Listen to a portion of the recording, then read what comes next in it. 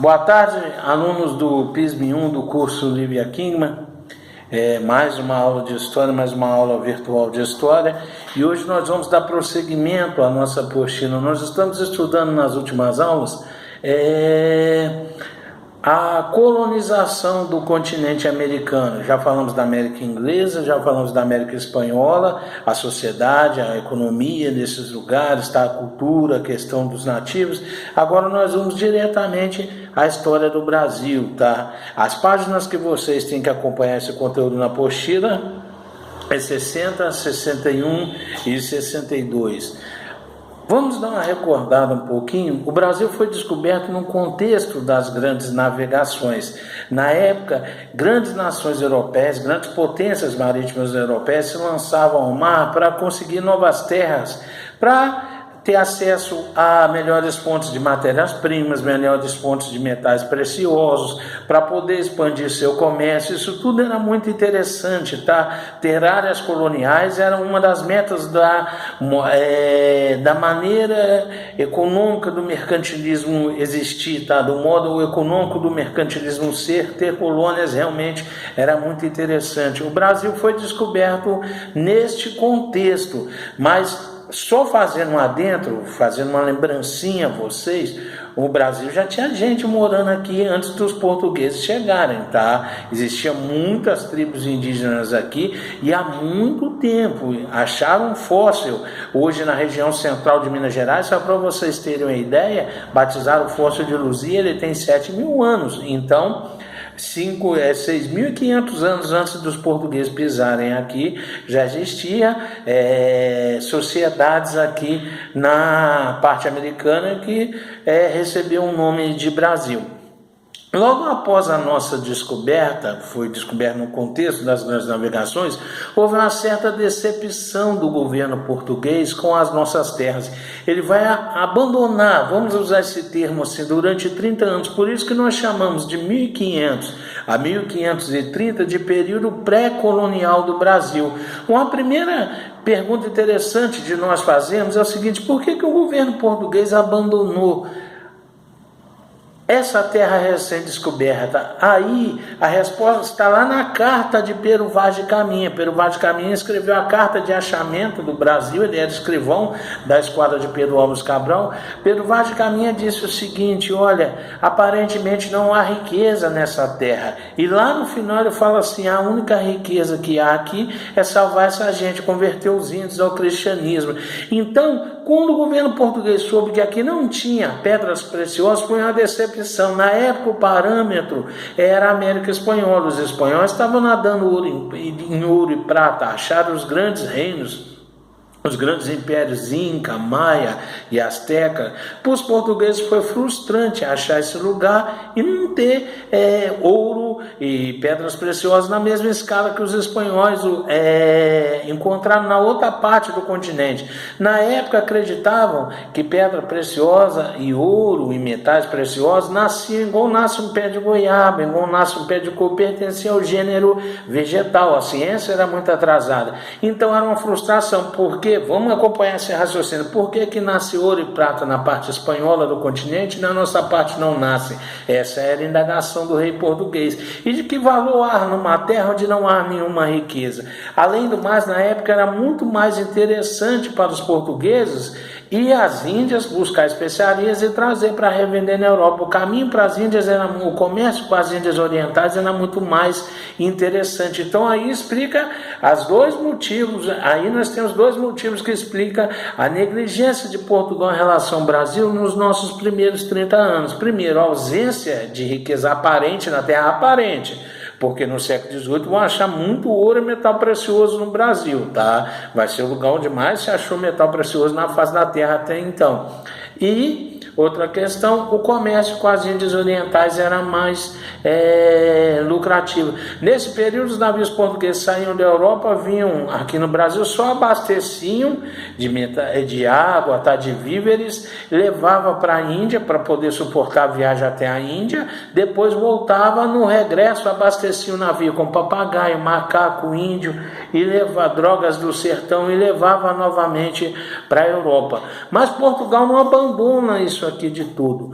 Ele vai arrendar o Brasil, meio que alugar o Brasil para um grupo de comerciantes cristãos novos. Cristãos novos eram cristãos recém-cristianizados, vamos colocar assim, eram judeus que eram cristianizados à força para fugirem da Inquisição. O chefe dessa, vamos colocar assim, empreiteira que alugou o Brasil de Portugal chamava-se Fernão de Noronha. E o que é essa empreiteira, essa empresa de Fernão de Noronha extraía aqui no Brasil?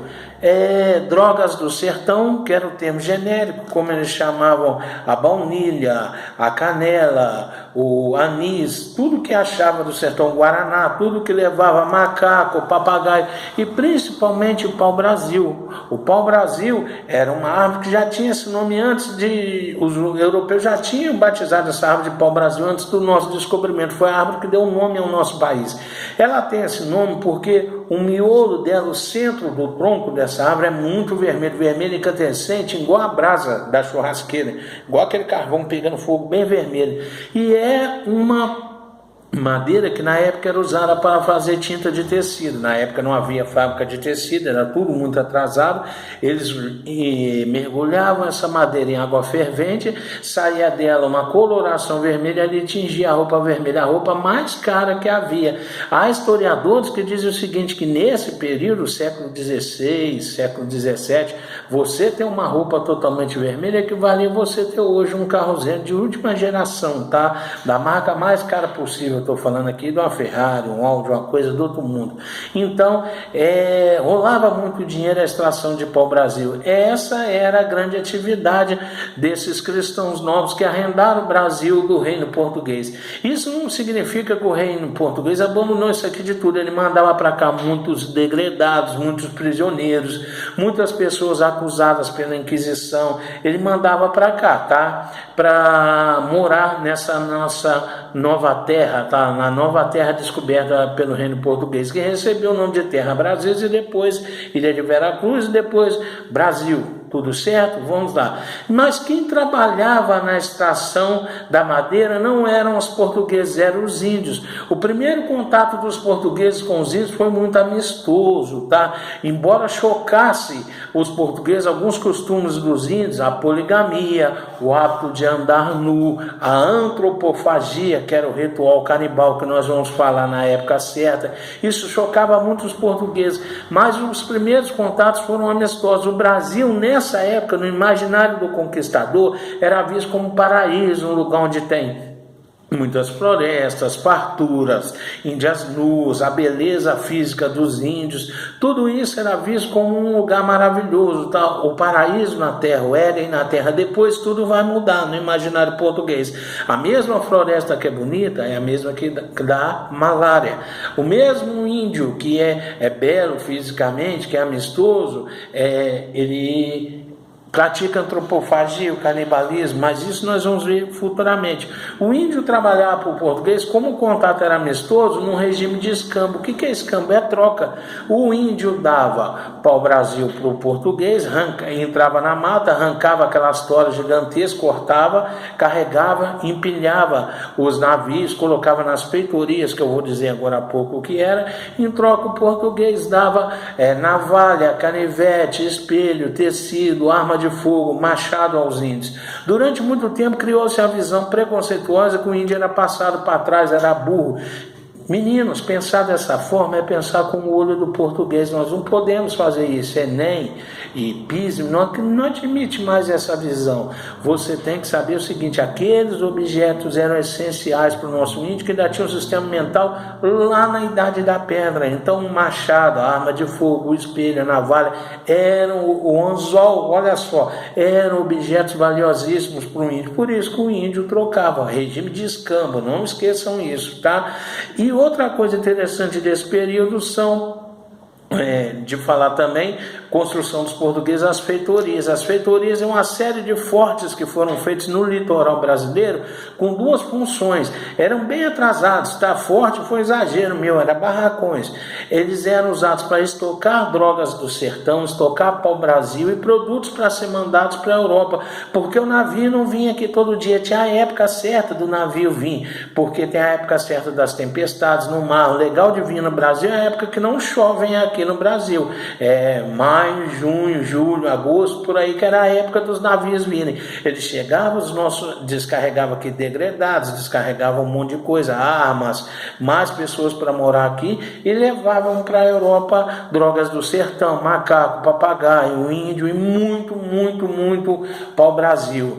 Beleza? Então, a função das feitorias era desses barracões no litoral, proteger o nosso litoral, aí era totalmente ineficaz, e também estocar produtos para ser enviados para a Europa, tá? Isso é muito interessante de saber.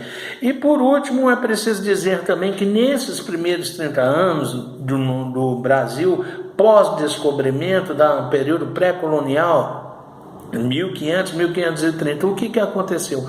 Muitos estrangeiros vinham aqui no Brasil, incursões estrangeiras. Eles não aceitavam o Tratado de Tordesilhas, aquele tratado que dividiu metade das terras descobertas entre Portugal ficava com a parte leste e os espanhóis com a parte oeste. Franceses contestavam o Tratado de Tordesilhas, ingleses contestavam o Tratado de Tordesilhas, e esses navios, principalmente dessas duas nações, vinham direto aqui no nosso litoral negociar com os índios. Havia inclusive, olha que escândalo, tribos indígenas que sabiam falar inglês e francês e não sabiam falar o português, porque o contato com os marujos ingleses e franceses eram maiores. A França questionava muito a posse de Portugal sobre essa terra. Quando Portugal reclamava da vinda dos franceses aqui, as autoridades francesas alegavam o direito do utis possidetis. Vamos prestar atenção nisso aqui, que é muito interessante. Eu queria ter pessoalmente agora com vocês para explicar isso, mas vamos prestar bastante atenção no utis possidetis. O utis possidetis é uma regra antiga, que é o seguinte, estabelece o seguinte: é dono da terra quem ocupa. Utis possidetis. Essa regra vem do Império Romano. Utis possidetis significa como possui. Essa regra vem do Império Romano. O Império Romano invadia muitas terras, então sempre tinha briga por causa de terra. Não tinha cerca, não tinha arame, então os magistrados romanos criaram essa lei para ver quem era dono da terra. Falava quem possui, utis possidetis, quem ocupa, quem faz casa, quem cerca é o dono. Quem não ocupa, não faz casa, não cultiva nada ali, não é o dono. Acabou o Império Romano, veio o feudalismo, também a terra era a principal, continuou essa lei. E na época vigorava essa regra no direito internacional entre as nações. É dono apenas quem faz o quê? Quem ocupa, é dono quem ocupa, essa era a regra. Os franceses falavam o seguinte com os portugueses: vocês não ocupam o Brasil não é de vocês. A atividade do pau-brasil ela não fixou na terra. Os portugueses vinham aqui, pegavam o pau-brasil e levavam para a Europa.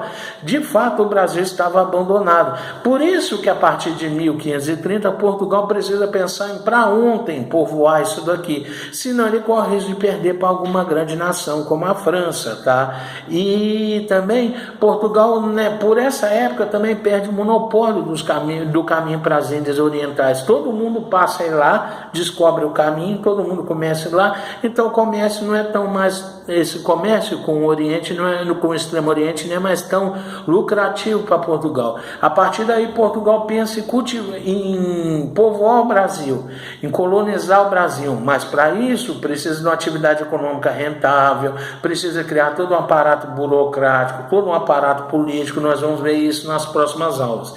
Com isso, meninos, terminamos de estudar o período pré-colonial do Brasil. Tá? Não esqueçam de ler a apostila, a página 60, 61 e 62. Um grande abraço a todos, tá?